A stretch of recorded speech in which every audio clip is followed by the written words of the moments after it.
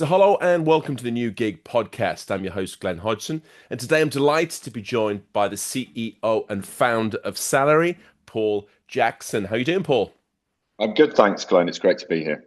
Well, thanks. Great to have you. And so, Paul, give us a little bit of a background on yourself and the journey that you've been on. And of course, Salaree, fantastic company solving a lot of issues in the market right now. But it'd be great to hear a little bit more about this. Sure. So, my background is very much in the technology sector. I'm a technology product manager by trade. I started out managing products for big companies, Dow Jones, for example. But latterly, by which I mean about the last decade or so, I've been predominantly involved in early stage startup ventures, particularly here in the UK. I had my own venture studio, as they call it, where we would work together to help early stage founders build their first version of the product, build a team around them that got them out into the market. And I've helped found or co found a number of companies that are, I'm glad to say, still thriving in the ecosystem. And the most recent one that I co founded was what I would call a payroll adjacent company called Level. And during the 4 years building it and selling it, I got a real visibility into a couple of really significant markets, which informed the creation and birth of Salaree. One was obviously the freelancing market, the flexible work market, the world of digital labor platforms, as we now call them. And the other, what was the technology sector that, as I said, sits adjacent to payroll. So I'm talking about sectors like payroll savings, automated salary advances, even automated tip disbursements, the so-called Yeah, trunk market here in the UK. yeah. And what I could see is that whilst those were all very valuable, really they were just add-ons or features, to my mind, to payroll, which for reasons best known to itself, had remained stubbornly stuck in an old way of working, one that we all know from decades ago.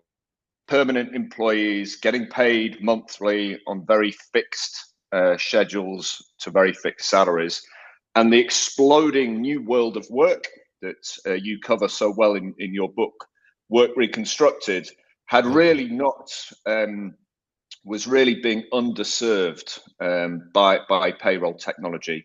So the vision and more importantly, workers themselves, I felt, were being underserved by technology, and there was a number of issues related to the accuracy, the speed, the transparency of pay in the digital freelance sector and the new world of work. And so Salaree was really born with a vision to provide better solutions to workers in the space.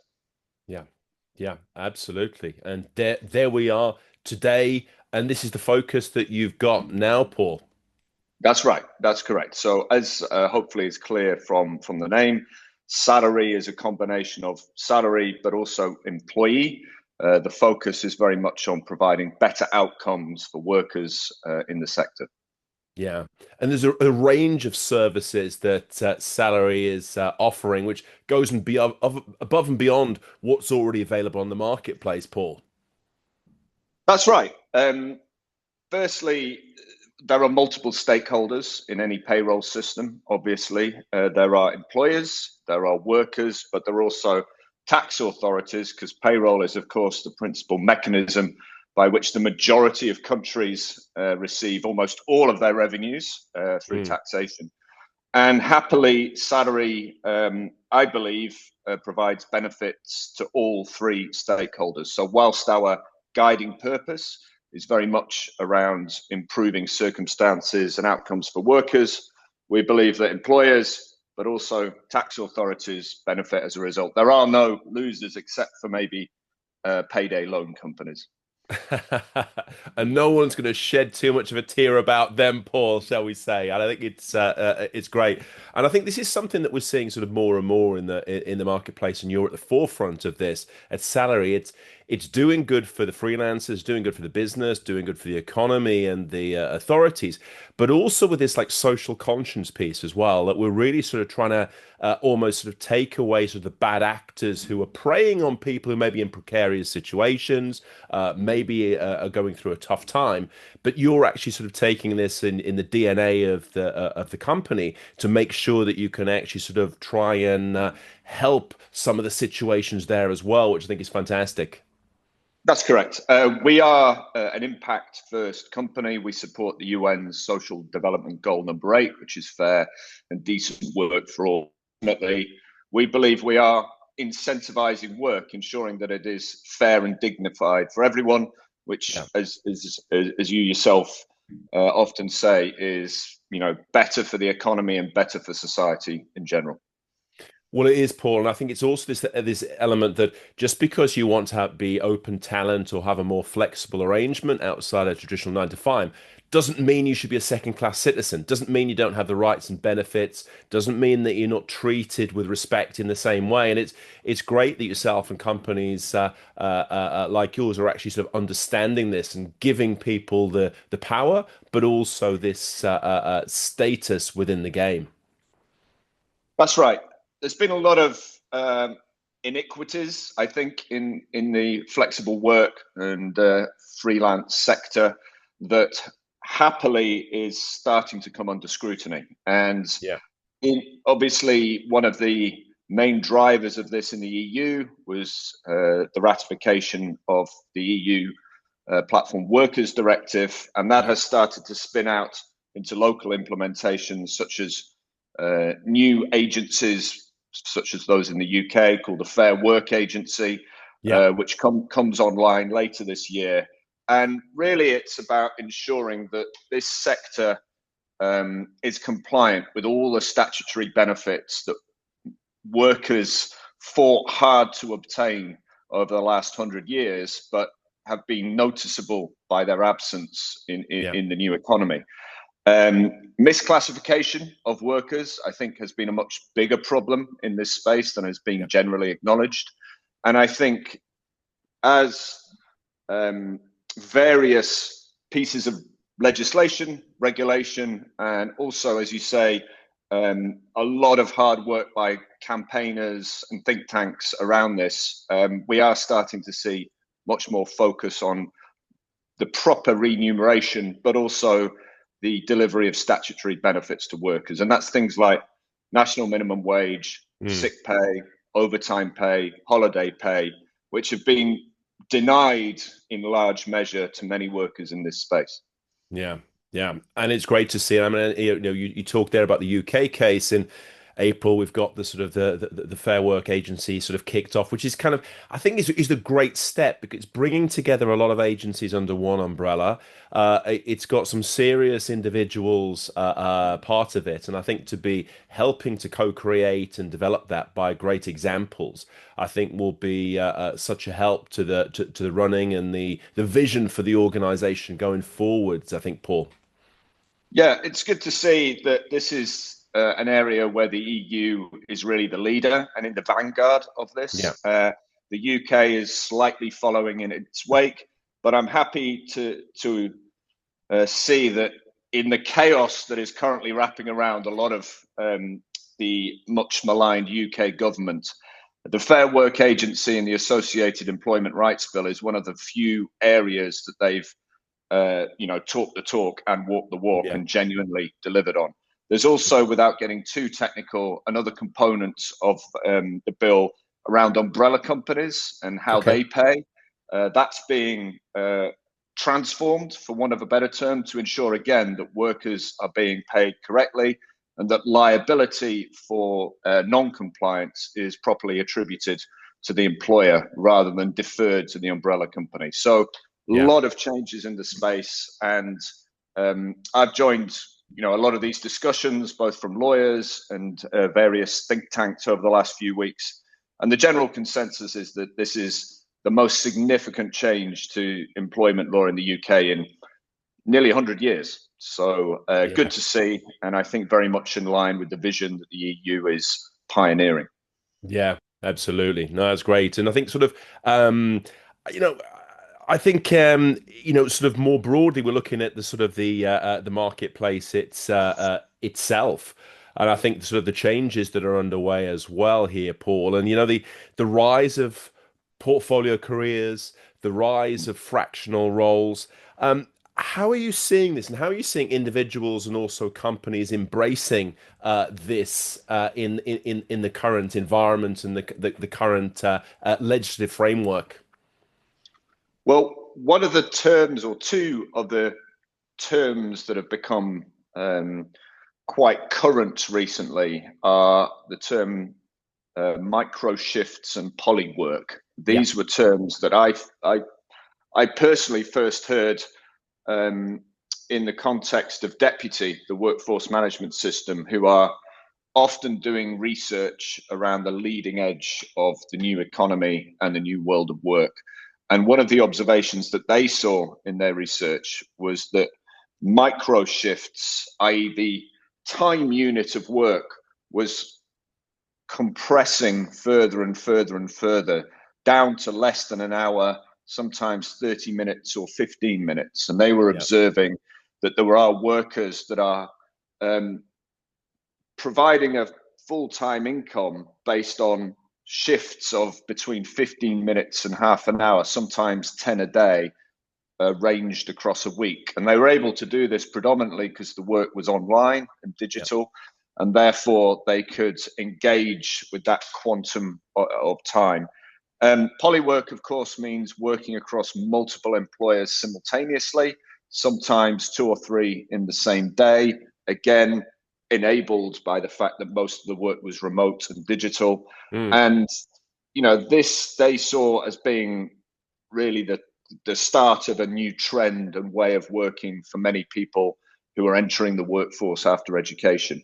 yeah, Now, for Salaree, obviously, the complexity of calculating not just accurate pay, but compliant pay, where statutory rights and taxes are deducted correctly, becomes exponentially more complex. And this is part of what we at Salaree want to be able to solve to ensure that workers continue to work in the patterns that suit them most, but that the payroll systems are supportive of that. yeah, yeah. And I think it's a positive change because, the one thing that working sort of in the kind of 1950s, 1960s view of the 9 to 5 that became so established. Now people want to earn money in different ways, when, where, and how they want. As you say, a lot of these things are online. So the payment systems and the infrastructure around it needs to be updated to be able to facilitate the reality that's underway now. Yeah, and it's important to note that nothing exists in a vacuum, and Yeah, Salaree can only exist because there's been a flourishing sector that we now call the workforce management sector, yeah, which are essentially platforms that capture time and attendance more or less in real time. So we work quite closely with a company called Deputy, that's one of the market leaders, but there are many, many providers in the space and new platforms coming online all the time. Square, the very large payments company that from the United States, are starting to move into this space with their new Square Shift yeah, feature. And what that means is that there is a source of data that is capturing work accurately and more or less in real time that we can, as a payroll company, plug into via API and run yeah, real-time calculations. Again, regulation also plays a role, and with the EU's time tracking directive beginning to mandate the use of digital systems to capture work across all employers, not just in the sector we're talking about, then it really removes any concerns or questions around who's been doing what and when, because yeah. everything is being tracked and logged. And that means that there's no excuse for employers to not pay accurately and correctly. Yeah, so it's empowering everyone basically with the cold hard data which has been brought forward, and you talked a little bit about the legislation there, but you see that sort of this is the trend in terms of the payroll solutions and also the HR management more generally. There's more data, we can measure what's happening, and hopefully more fairness within the system because of this. Exactly. And some of the more advanced systems use geofencing on people's phones so that they Yeah. can tell just from the fact that they're in the correct postcode or the correct location if they have attended a shift. And often they will set auto approval on that basis. So that means that uh, workers don't even need to complete timesheets necessarily. Right. It can be done. It can be done automatically through the devices that they have on them, and Mm. therefore that data becomes more and more accurate. And more importantly, an approval event by the management is already upstream to us as a payroll. So there's no question as to whether or not somebody has completed the work or done the shift. Mm. We can inherit data that the employer has said, yes, I am happy for this to be put forward into payroll. If you think about payroll in its fundamental form, it is really just mathematics. Numbers go in, calculations are made, numbers go out Yeah. in the form of net salaries to workers and taxable deductions to tax authorities. So, really, it is one of the best suited endeavors for machines and technology because it is really just calculations. And one of the many questions I've always had is why isn't payroll much faster and more accurate than it has been? And there are many reasons around this, but what we've always tried to do is try and redesign payroll around what is beneficial to workers rather than historically what's been beneficial to employers. Mm, yeah, but at the same time, you create those checks and balances and that a clear record and history, which makes the approvals much more easy, much more simple, and much more quick as well within the whole process. Yeah, one of the key features of Salaree is to enable the possibility that somebody can complete a shift of work, uh, walk out the door or whatever constitutes the end of the work, open up their app, and the money that they've earned is there available to them right away. Yeah. Obviously, that needs to be approved by the employer, but with geofencing and auto approval in place, then that is technically possible. And that's what we can deliver with Salaree, the possibility that somebody could do any type of work. It could be a shift, for 50 euros or 25 Yep. euros, but that money is available to them as soon as they've completed the work. And that's important in the new world of work because often workers are incurring a lot of upfront costs and expenses just to do Right. the job.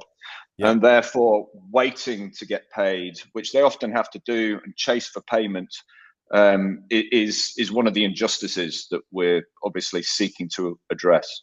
Yeah, it's absolutely the right thing, Paul. I mean, we've had on sort of the small business commissioner in the UK here, and she said the biggest problem is still late payments Mm. and incurring costs and waiting to pay, and the chasing and Yeah, the issues that this causes for independent talent, open talent, and entrepreneurs. And I think it's just, even that sort of late payment issue aside, just the fact that we're here in 2026, Paul, and the fact that, you do some work, you have to then submit an invoice in the traditional world, and then you wait maybe 30 days before that's paid. So you're always working and so much in arrears for the money to come in. It seems that, well, the technology's there, the approvals are there. Why can't we access the money straight away if we've actually done the job? And you're solving that age-old problem, which these days shouldn't be as big as it is. exactly. And those as is frustrations are completely counter to the increasingly real time world that we're moving into. Yeah. You know, anybody of Gen Z or below is used to a world of real time payments, and they expect things to happen in real time. and it is always baffling to them why that can't be done with their salaries. Now, of course, it's Yeah. much, you know, we see our own bank accounts. Money goes out always a lot quicker than money goes in, and there are Yes. various structural reasons for that. But Yeah. it's very clear from the research that's been conducted that the vast majority of people would work more if they felt they were going to get paid quicker. And the majority of people, let's say under 30, really expect their salaries to be paid on the same day that they do the work. And they don't understand why that's not the case. And so we obviously seek to provide compliance systems where their net salary is paid. It's not Yeah. loans or advances, which Yeah. only complicate things. It's about providing net salary, as you know, more or less in real time. Now, this has to be done at the discretion of the employer because there are cash flow consequences to obviously Yes. reinventing how payroll works. Accounting systems are built up on or built around very regular cadences. So it's a big change, and we work closely with employers to ensure that they can introduce innovations like this without fundamentally disrupting their core accounting and cash flow. Yeah, no, absolutely. And just to sort of dig a little bit further behind some of the trends and the changes that are underway. We see freelancing and also microshifts as an increasingly popular choice for younger members of the workforce, but also older people as well, who are sort of seeing the benefits of this, of the freedom and flexibility involved within that. Why do you think this is underway right now, Paul? What are sort of the underlying reasons for this for this shift?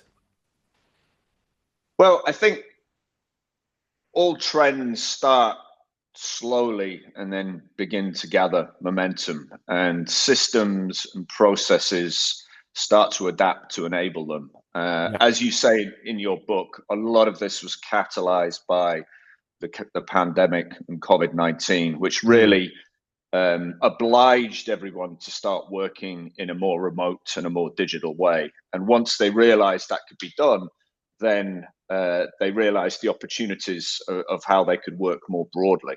I think yeah, also, as you said yourself, it the awareness of how work can be done remotely, particularly via digital channels and through mm, modern communication technologies, made everybody realize how they could engage in different ways in the workplace and how they could adapt work around their lives.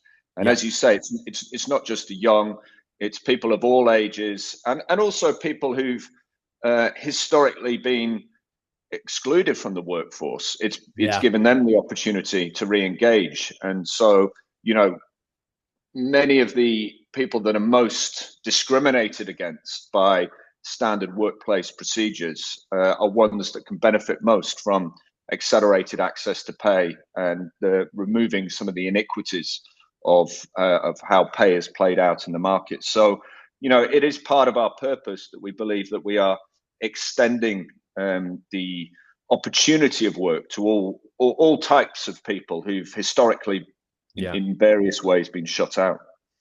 Yeah, absolutely, absolutely, and we know we it's that facilitation piece as much as anything else. But going back to the economy as a whole, it's so much better that people maybe were outside, as you're saying, they can actually be brought back in through sort of the technology, the new shifts, and the fact that a traditional 9 to 5, 5 days a week in an office is good for some people, but it's not great for a lot of people. So just because you can't put the square peg in the round hole doesn't mean that you shouldn't be able to contribute and to be able to find projects and work. So I think it's just everyone wins out of this situation. And of course, yourself, Paul, and Salaree filling that void and actually sort of facilitating the needs of the evolving labor market, but also the evolving economy. Yeah, exactly. And I think also, being positive and optimistic about employers in general, who I think are in the main benevolent towards their workers and are good Yeah. actors. There's always some bad actors, but it's very rarely the majority. I think the complexity of trying to calculate payroll and deliver the statutory benefits like holiday pay, sick pay, overtime has been so difficult to do in the very fast moving world of hourly work and shift work Yeah. that they've had to cut corners just to be able to run payroll at all. And so what we believe we can bring to them is an ability to pay compliantly in real time without adding huge extra cost. In fact, reducing cost in many ways because we're automating a lot of the fairly manual work that they've been doing up to now. A lot of payroll teams are still very manual. It's a number Yes. of people, hacking Excel spreadsheets under tremendous pressure, and inevitably corners are cut, particularly if there's a downward pressure to pay faster weekly or even more quickly than that.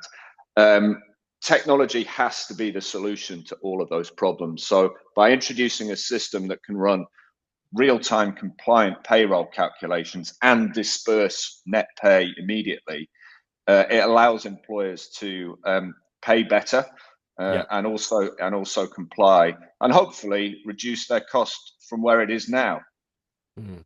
Yeah, absolutely. And I think this shouldn't be where the pain point is. I mean, you're facilitating this because it shouldn't be the roadblock in the system for the companies, but also for the individuals to get what they are owed. And I think this is a very sort of strong and very sort of positive change that you're bringing to bear for the market and the labor force more generally there, Paul. So it's We have, fantastic the things that you're doing, and great to see the sort of the developments that are underway, and also the problems, the day-to-day problems that you're solving through your solutions. the funny thing about payroll, one of the questions I get asked the most is why hasn't somebody done this already? And the fairly blunt answer is that most people assume payroll is a solved problem because it's been around for so long. The oldest technology companies in the world are payroll companies. And Mm. obviously, it's been a system that's been relatively undisrupted for many, many decades. Most founders and CEOs, when they're starting a company or taking over a company, are not really thinking about the payroll. They're thinking about the strategy and the market and the mission. And payroll just ends up right at the end of the value chain. Yeah. And typically it ends up with, as I said, a bunch of stressed out accountants or underpaid payroll professionals hacking spreadsheets because nobody's really thinking about it. Mm. So by looking at it and saying, actually, there's huge opportunity for innovation and efficiency here in payroll, we can actually make massive gains, for all stakeholders. Yeah. So, and also, as you mentioned, the benefit system is increasingly being delivered through payroll. So how holiday pay is paid, how overtime pay is paid, how the national minimum wage is maintained. Of course, almost all of that comes down to the payroll system. So it is one of the most crucial relationships in society, both for the exchequer of the individual nation, but Yeah. also for how I suppose money moves within our economy.